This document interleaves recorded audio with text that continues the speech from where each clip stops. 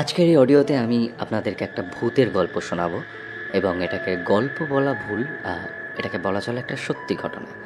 কারণ আমি যার কাছ থেকে এই ঘটনাটি শুনেছি তার বক্তব্য এটা কোনো গল্প নয়, এটা একটা সত্যিকারের ঘটে যাওয়া ঘটনা। এবং ঘটনাটা শুনে যেহেতু আমি বেশ ভয় পেয়েছি, তাই আমি ভাবলাম এই ঘটনাটা আপনাদের সাথে শেয়ার করা যাক। ভূত আছে কি নেই সেই প্রসঙ্গে আমি যাচ্ছি না, সম্পূর্ণ বিষয়টাই নির্ভর করছে আপনাদের উপর যে আপনারা বিশ্বাস করবেন নাকি করবেন না। এবং আমার মনে হয় কোনো ধরনের তর্কে না গিয়ে এই গল্পটাকে, এই ঘটনাটাকে একটা এন্টারটেনমেন্ট হিসেবে নেওয়াই আমাদের উচিত হবে। সো আমি গৌরব আছি আপনাদের সাথে এবং চলে যাচ্ছি সরাসরি ঘটনাতে। ঘটনাটি ঘটেছিল 2005 কি 6 সালে। আমাকে যিনি ঘটনাটি বলেছেন, ঘটনাটি ঘটেছে তার এক ফ্রেন্ডের সাথে। তখন 2005 কি 6 সাল, কলকাতা শহরে বাইপাস নতুন বেশ পরিপাটি করে সাজছে শহর সে সময়। এবং ওলা উবের বলে কোনো কিছু কিন্তু তখন শহরে ছিল না। সেই সময় রমরমিয়ে যার মার্কেট ছিল সেটা ছিল পুল কারের ব্যবসা।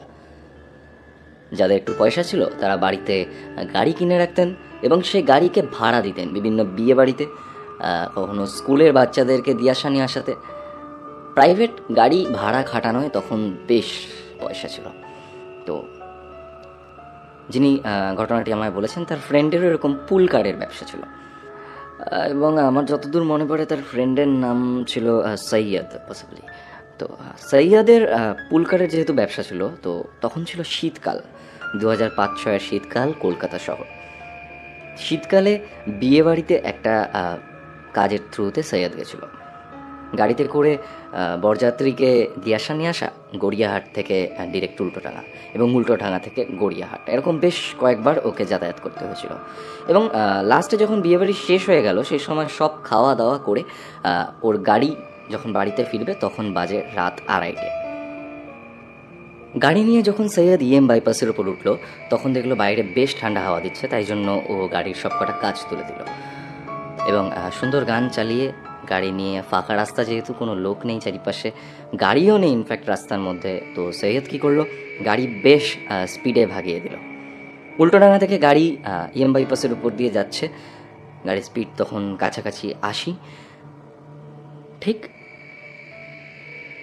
বেলেঘাটার সামনেটা যখন ওর গাড়ি ক্রস করছে, বেলেঘাটা থেকে চিংড়িঘাটা এবং চিংড়িঘাটার পরে বাইপাস যখন সোজা যায়, বাদিকে দুটো বড় বড় ঝিল রয়েছে যেখানে শহরের বড় বড় হোর্ডিং টাঙানো থাকে আর কি। রাস্তাটা বেশ চওড়া। সেই রাস্তার উপর দিয়ে যখন ওর গাড়ি যাচ্ছে প্রায় 80-তে, ও খেয়াল করলো যে ওই রাস্তাতে ওর পাশ দিয়ে একটা সরকারি বাস ওর থেকেও বেশি স্পিডে ওকে ওভারটেক করে চলে গেল। এবং ব্যাপারটা বেশ সন্দেহজনক, কারণ অত রাত্রিবেলা প্রথমত একটা সরকারি বাস, কারণ সরকারি বাস তখন প্রায় রাত 10টা, 10:30টার মধ্যেই প্রায় সব বন্ধ হয়ে যেত। এবং অত রাত্রিবেলা একটা সরকারি বাস কী করছে, বা হতে পারে হয়তো কোনো গ্যারেজ গাড়ি বা কোনো কিছু, যাই হোক সৈয়দ অত কিছু ভাবলো না। সৈয়দ খেয়াল করলো যে সরকারি বাসটা ওকে ওভারটেক করবার পর ওর সামনে বাঁ দিকের লেন ধরে প্রায় ওর স্পিডের প্যারালাল বাসটা চলছে। সৈয়দ সামনে সবই দেখতে পাচ্ছিল রাস্তা, এবং ওর বাঁদিকে একটু এগিয়ে সরকারি বাসটা চলছিল ওরই সমান স্পিডে প্রায়। দূর থেকে একজন ভদ্র মহিলা এবং তার সাথে একটা ছোট্ট বাচ্চা সৈয়দ দেখতে পেল যে হাত নাড়াচ্ছে, এবং হাত নাড়িয়ে তারা সরকারি বাসটাকে দাঁড় করানোর চেষ্টা করছেন ভদ্রমহিলা। তো সৈয়দ বুঝতে পারলো যে সরকারি বাসটাকেই দাঁড় করানোর জন্য ভদ্রমহিলা হাত নাড়াচ্ছেন, কিন্তু সন্দেহ হলো এখানে যে এত রাত্রিবেলা একজন ভদ্রমহিলা এটুকুনি একটা বাচ্চাকে নিয়ে কী করছেন। ভাবতে ভাবতেই হঠাৎ করে সৈয়দ দেখতে পেল যে ওই সরকারি বাসটা দাঁড়ালো না, বরং ভদ্রমহিলা এবং বাচ্চাটাকে একদম চেপে দিয়ে চলে গেল। সৈয়দ দেখতে পেল বাসটা দূরে অনেক স্পিডে চলে যাচ্ছে এবং ওর সামনের রাস্তাটা রক্ত মাংসে ছিটিয়ে রয়েছে। ভদ্রমহিলা এবং বাচ্চার মাথা দুটো পুরো থেতলে গেছে, দুটো বডি পড়ে রয়েছে রাস্তার উপর। এবং এটা দেখতে দেখতেই সৈয়দের গাড়ি তখন ওই স্পটে চলে গেছে, পৌঁছে গেছে।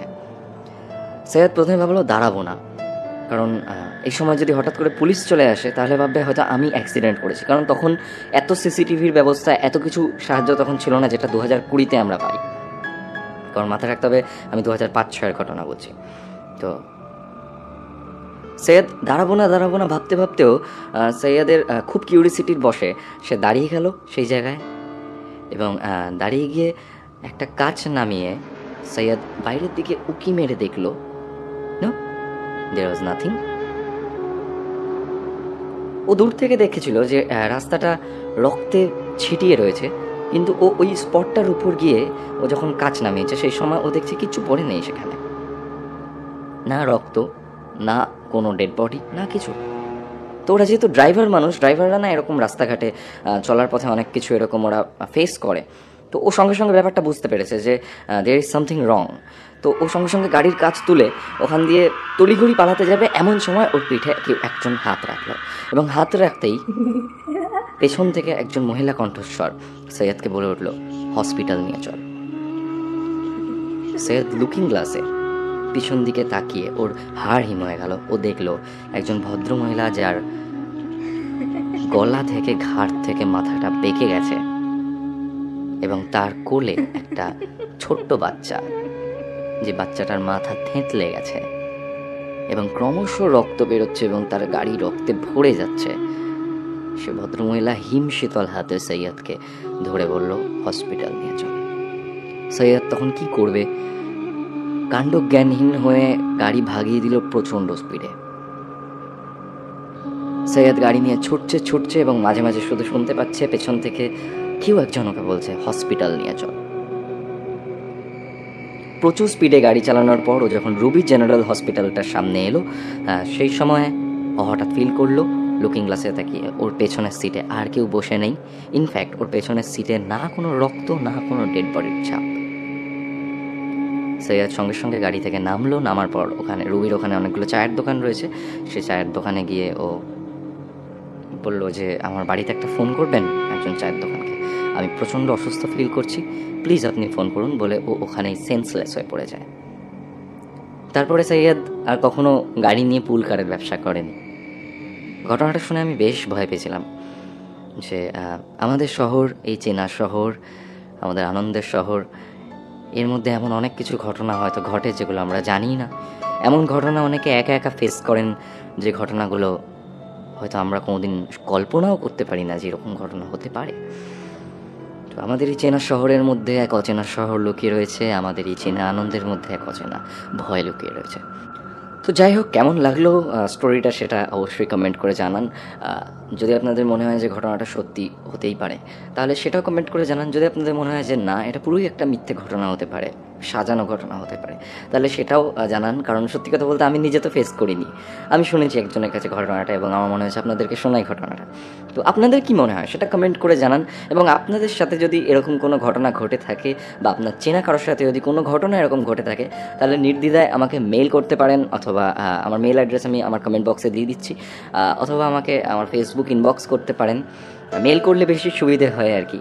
তো আমি সেগুলো দেখবো এবং পরে এরকমভাবে কোনো স্টোরি করে শোনাবো, এবং আপনারা অভয় দিলে আমি একটা ইউটিউব চ্যানেলও হয়তো খুলে ফেলতে পারি এই ঘটনাগুলোকে নিয়ে, যেখানে আমি এরকম স্টোরিজ বলবো আপনাদেরকে, একটু ভয়ের স্টোরিজ বলবো, সায়েন্স ফিকশনের স্টোরিজ বলবো।